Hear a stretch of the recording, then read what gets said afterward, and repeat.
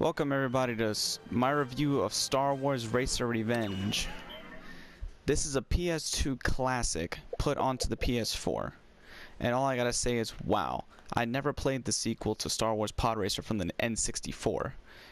And I'm here to show you what you can do in this game, basically. So it's like a classic review. Like every game back then, you have your single play versus mode, tournament, options, and art gallery. I'm not even going to tell you the story because the story is out of whack, but doesn't matter. It takes place in the prequel era. Single play is just to do your single mode races. Versus mode you could do with a friend. Tournament mode is what the majority of this game that you will be playing is the tournament mode.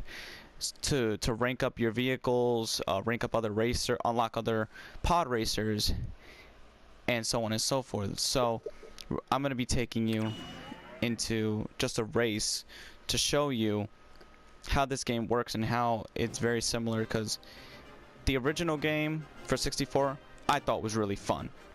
This game I really enjoy it too, surprisingly.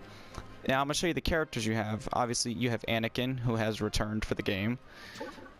Akko 9 Bar, I have no idea who he is. Shrivel Baradagaraga, I have no idea. Aldar Beto, I do like his pod racer, it looks pretty cool. Ben Quaternos, I like his pod racer, it looks pretty cool too, I'm not gonna lie. This one, Deadbolt, I'm not too sure.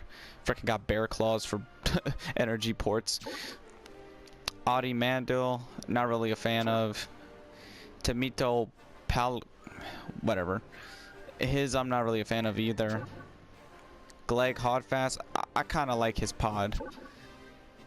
I don't like this guy's pod. I don't like him. I don't like him. I kind of like this guy's pod. Don't like this pod. I really like this one, Mars Guo. Scorch Venice, I like his pod too. I really like Ron Tojo. And finally, you actually have Sebulba, who's returned for this game. So, as you can see, the racers are here, the core racers. So we're gonna get into a race right now. We're gearing up for our pod race. So now I'm gonna show you how the game runs and how its mechanics work.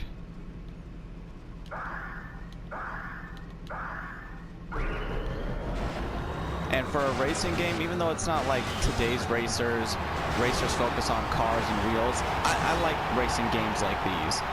The controls are very responsive for a game that was ported from the PS2, and you actually have to do more in this. You can bash your opponents off, you can accelerate, but you have to mind your temperature because it could damage your engines, and you hold the left trigger button, the left trigger L2, to actually slowly cool off your exhaustion.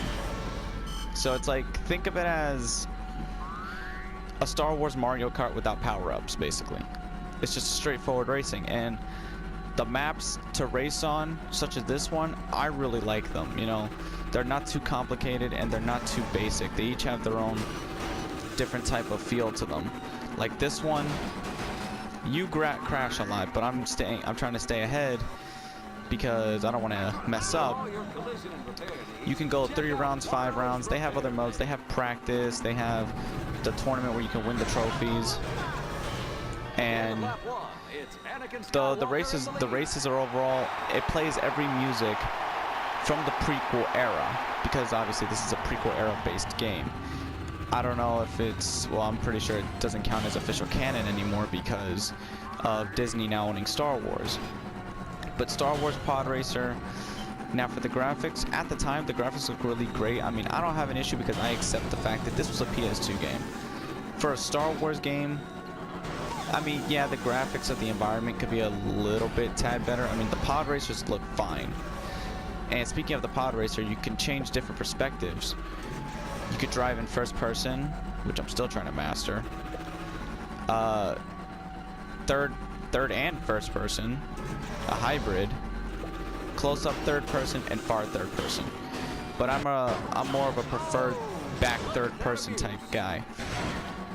And overall, you can, when you race, You just gotta face your opponents, and you earn money to earn upgrades for your pod racers, because your pod racers will require different upgrades, especially for different tracks and against different racers. So more so what you will be doing is tournament mode. Tournament to earn the Treadnought points, and you buy parts from Greedo's repair shop, and we all know Greedo from the Phantom Menace. Not everyone's favorite character. I don't know why people don't bitch at him like they bitch about Jar Jar, but you know what?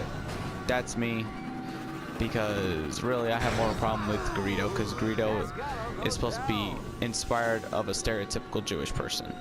That's just basically what he is. So as you can see, the health bar for your, in the bottom left is your health bar for your pod, and in the bottom right is your temperature and speed of how you'll be going.